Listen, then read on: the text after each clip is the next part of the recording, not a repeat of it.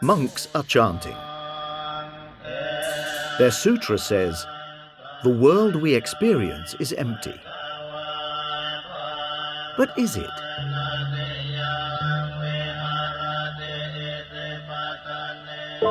At first glance, one could think empty means nothing.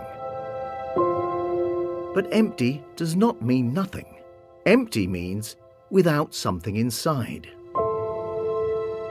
A room is empty when we expect people inside it, but there are none.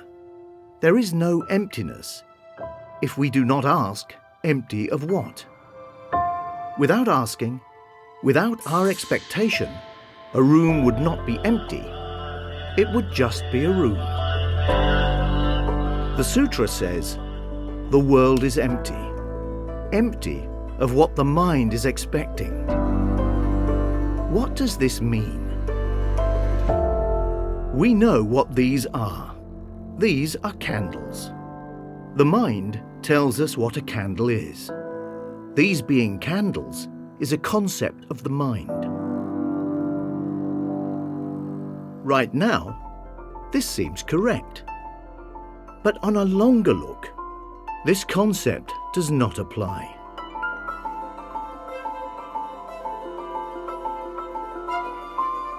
Every candle is changing.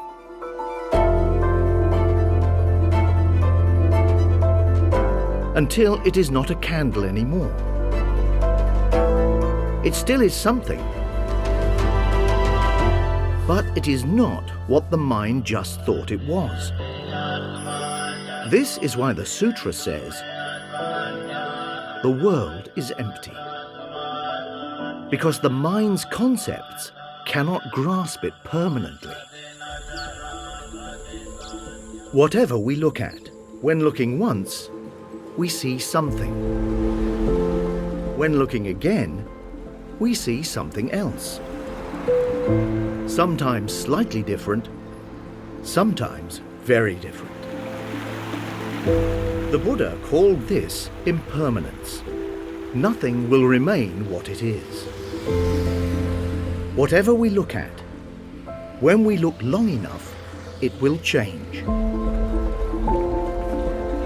No form or substance is really stable. Even mountains change. And there is no stable self either. The mind is different every moment. The mind constantly reacts to and learns from perceptions. It connects them to existing memories and forms new memories. So the mind constantly changes, over the years, but also from moment to moment. The world is not permanent, but is constantly flowing. Actually, the universe is different every single moment. Everything is in flow. And everything is connected. If we look at a candle, it seems that we just see a candle, but the candle is made from wax. There is wax because there are bees. There are bees because there are flowers. There are flowers because there is sun and wind and rain. All these actually are in this very candle. Because if we take away just one thing, be it the bees, the flowers, or the sun, this candle will be gone too. We understand. This candle does not exist independently. This candle is connected to a lot of things. Even to us, right now, by the mind perceiving it. Thinking this through to the end, this candle is connected to the whole world. Thinking this through, we can see the whole world in this very candle. And this is true for everything. Nothing exists on its own. Everything is connected. But why does the sutra talk about this?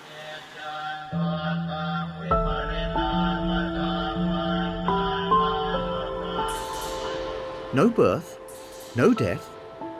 Really? In a world of flow, everything is connected. Everything is coming from somewhere, and everything is going somewhere. Nothing has an independent self, but is made of everything before, around, and after. The world is in constant flow, without losing or adding anything. Everything is just flowing and transforming, becoming and re-becoming. This is why the Buddha said that our concept of birth and death does not apply. In a world of constant flow, how could there be birth or death? To better understand, let us assume we are a wave and the world is an ocean.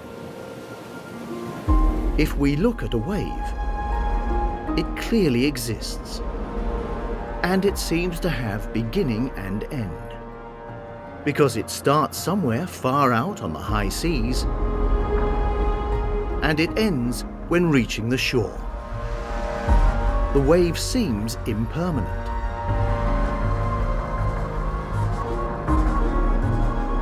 But isn't every wave connected to the ocean?